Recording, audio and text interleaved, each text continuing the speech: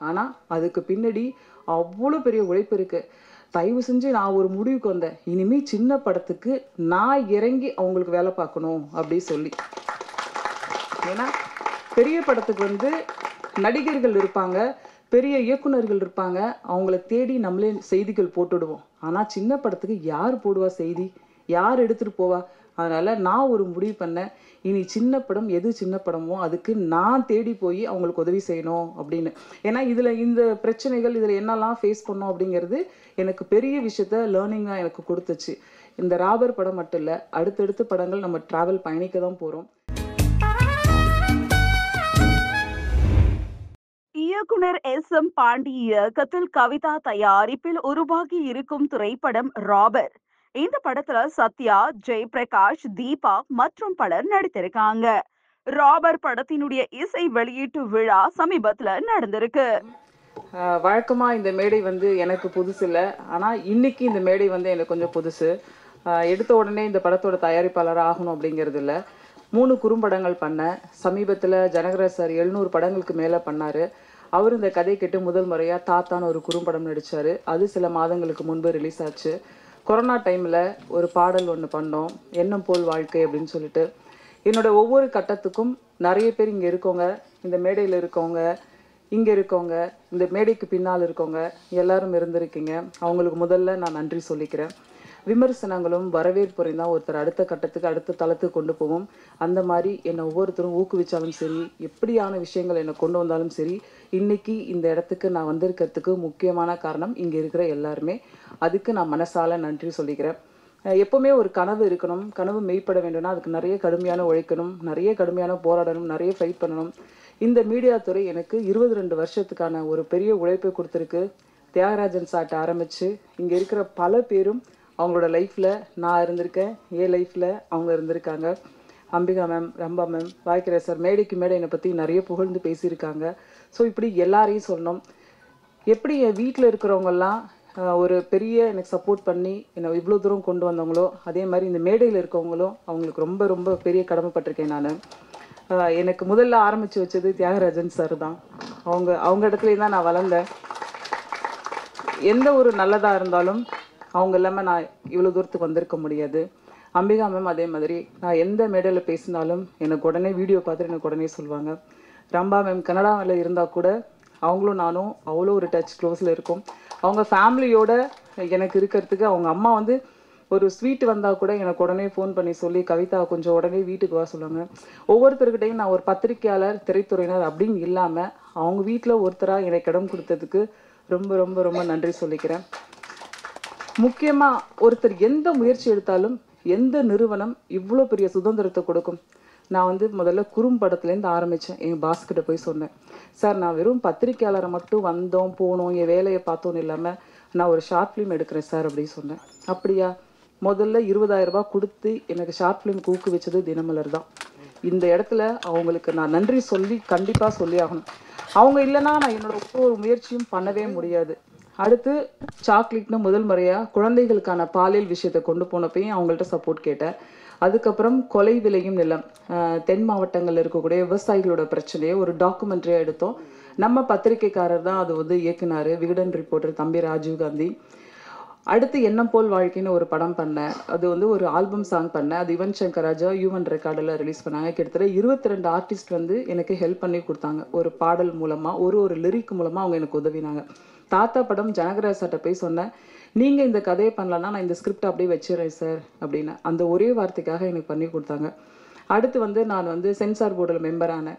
அதுக்கும் ஆஃபீஸில் போய் சொன்னேன், இந்த மாதிரி வந்திருக்கு பண்ணலாமா? சரி பண்ணுனாங்க. அதுக்கப்புறம் இன்னொரு கட்டத்துக்கு போனேன். சார் எல்லா ஊருக்கும் ராஜா சார் போயிட்டாங்க, என்னுடைய ஊர் மக்களுக்கு ராஜா சார் அழைச்சிட்டு போகணுன்னு நினைக்கிறேன், நான் வந்து அவர் வச்சு ஒரு ஷோ பண்ணணும்னு நினைக்கிறேன் சார், நீங்கள் சப்போர்ட் பண்ணணும் அப்படின்னு. அதுக்கும் அவங்க எஸ் சொன்னாங்க. அதோட தினமலர் மீடியா பார்ட்னராக இருந்தாங்க. ஸோ நான் எடுக்கிற ஒரு ஸ்டெப்புக்கும் ஒரு முயற்சிக்கும் என்னோட பெரிய உழைப்பை நான் போட்டால் கூட அதுக்கு பின்னாடி இருந்து சப்போர்ட் பண்ணுறது என்னோட நிறுவனமும் இங்கே இருக்கிற அத்தனை மக்களும் தான். இதை எனக்கு ஒவ்வொருத்தரும் கைப்பிடிச்சி என்னை இவ்வளோ தூரம் கொண்டு வந்திருக்காங்க. அதுக்கு எத்தனை தூரம் நன்றி சொன்னாலும் பத்தவே பத்தாது. நேற்று ஆஃபீஸ்க்கு ஃபோன் பண்ணி இந்த மாதிரி ஒரு படம் நான் பண்ணியிருக்கேன், எனக்கு வந்து நான் பிஹாஃப் ஆஃப் தினமலர் ஒரு கெஸ்ட்டாக எனக்கு வரணும் அப்படின்னப்ப கல்பலதா கிட்டத்தட்ட வந்து 35-38 வருஷமா தினமலர்ல ஒரு பில்லரா இருக்காங்க, சீஃப் பிஆர்ஓவா இருக்காங்க. அவங்கள கூட்டிட்டு போ அப்படின்னு சொன்னாங்க. இதே இடத்துல இதே ஒரு ஷார்ட் ஃபிலிம் பண்ணும்போது அவங்க தான் கெஸ்டா வந்திருந்தாங்க. ஸோ எனக்கு ரொம்ப சந்தோஷமா இருக்கு. நிறுவனத்திலேருந்து ஒருத்தவங்க எனக்கு சப்போர்ட் பண்ண வந்திருக்காங்க அப்படின்னு சொல்லிட்டு தேங்க்யூ மேம். இப்படி ஒவ்வொருத்தரும் என் லைஃப்ல ஒரு முக்கியமான இடத்துல இருந்திருக்காங்க. அப்ப ராபர் படத்துக்கு வருவோம். இந்த ராபர் படத்தோட டீமுக்கும் எனக்கும் விதார்த் மூலமா தான் எனக்கு இந்த டைரக்டர் எனக்கு தெரியும், ஆனந்த். ஆள் படம் நிறைய படங்கள் பண்ணியிருந்தாரு.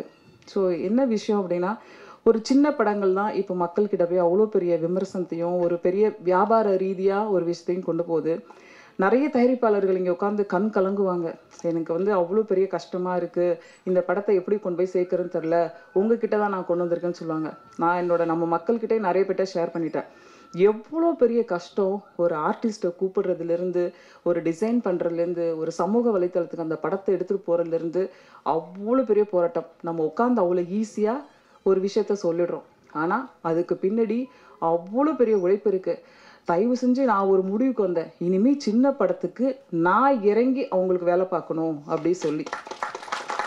ஏன்னா பெரிய படத்துக்கு வந்து நடிகர்கள் இருப்பாங்க, பெரிய இயக்குனர்கள் இருப்பாங்க, அவங்கள தேடி நம்மளே செய்திகள் போட்டுடுவோம். ஆனால் சின்ன படத்துக்கு யார் போடுவா செய்தி, யார் எடுத்துகிட்டு போவா? அதனால் நான் ஒரு முடிவு பண்ணேன், இனி சின்ன படம் எது சின்ன படமோ அதுக்கு நான் தேடி போய் அவங்களுக்கு உதவி செய்யணும் அப்படின்னு. ஏன்னா இதில் இந்த பிரச்சனைகள் இதில் என்னெல்லாம் ஃபேஸ் பண்ணோம் அப்படிங்கிறது எனக்கு பெரிய விஷயத்த லேர்னிங்காக எனக்கு கொடுத்துச்சு. இந்த ராபர் படம் மட்டும் இல்லை, அடுத்தடுத்த படங்கள் நம்ம ட்ராவல் பயணிக்க தான் போகிறோம். இந்த படம் பெரிய பெரிய பெரிய ஒரு பெரிய அனுபவத்தை எனக்கு கொடுத்துச்சு. இங்கே இருக்கிறவங்க எல்லாருக்குமே நான் சொல்லிக்கிறேன், நம்மளோட உழைப்பும் நம்மளுடைய விஷனும் எதை நோக்கி போகணுமோ அதில் மட்டும் நீங்கள் கவனம் செலுத்தினோம்னா எல்லாரும் எல்லா விதமான இலக்கை நோக்கி அடையலாம் அப்படிங்கிறது எனக்கு கிடைச்ச ஒரு எக்ஸ்பீரியன்ஸ். சும்மா பெண்கள் தானே 1000 பேர் விமர்சனம் பண்ணுவாங்க, இதெல்லாம் நீங்கள் யோசிச்சிட்டே இருந்தீங்கன்னா நம்ம அதே இடத்துல தான் நிற்கணும். நீங்கள் அதெல்லாம் எந்த பக்கமும் திரும்பக்கூடாது. நம்மளோட ஜேர்னி என்ன, நம்மளுடைய ஸ்டெப் என்ன, நம்ம என்ன எதை நோக்கி போக போகிறோம் அப்படிங்கிறத மட்டும் நம்ம நினச்சிட்டோன்னா நம்ம எந்த ஒரு தடங்களையும் நம்ம சந்திக்கவே வேண்டியதில்லை. நம்மளோட பாதையும் பயணமும் வெற்றி நோக்கி மட்டும்தான் போகும். என்ன மாதிரி இன்னும் நிறைய பெண்கள் இந்த துறைக்கு நிறைய பேர் வந்திருக்காங்க, இன்னும் நிறைய துறைக்கு வந்து பெண்கள் வரணும் அப்படின்னு சொல்லிட்டு ஆசைப்பட்றேன். நீங்கள் நிறைய மேடைகளில் பாருங்கள், இங்கே இருக்கவங்கெல்லாம் பார்த்தீங்கன்னா சின்ன படங்களுக்கு சப்போர்ட் பண்ணவங்க தான். பாக்கியராஜ் சார் நேற்று வரைக்கும் இந்த மேடையில் இருக்காங்க. நிறைய புதிய படங்களுக்கும் நிறைய புதியவர்களுக்கும் தமிழ் சினிமாவில் 80களில் பாக்கியராஜ் சாரை பார்த்து சினிமாவுக்கு வந்தவங்க தான் அவ்வளோ பேரும் இருக்காங்க. சிறந்த கதைக்கு இருந்தாலும் சரி, சார் நல்லா நடிப்பாங்களா, நல்லா டான்ஸ் ஆடுவாங்களா, நல்லா பாட்டு பாடுவாங்களா அப்படிலாம் நீங்கள் பார்க்க வேண்டாம். நல்ல கதை பாக்கியராஜ் சார் படத்தில் இருக்குது அப்படிங்கிறத மட்டும் பார்த்துட்டு தான் அவ்வளோ பேர் சினிமாவுக்கு பார்க்க வந்தாங்க. தியாகராஜன் சார் நடிப்பை பார்த்துட்டு எவ்வளோ பேர் மிரண்டு போனாங்க. அவரை நிறைய பேர் சண்டை போட்டிருக்காங்க. அவர் வில்லனா ஹீரோவா நடிச்சதை விட வில்லனா நடிச்சு பேர் வாங்கின ஒரே ஹீரோ யாருன்னா நம்ம தியாகராஜன் சார் தான்.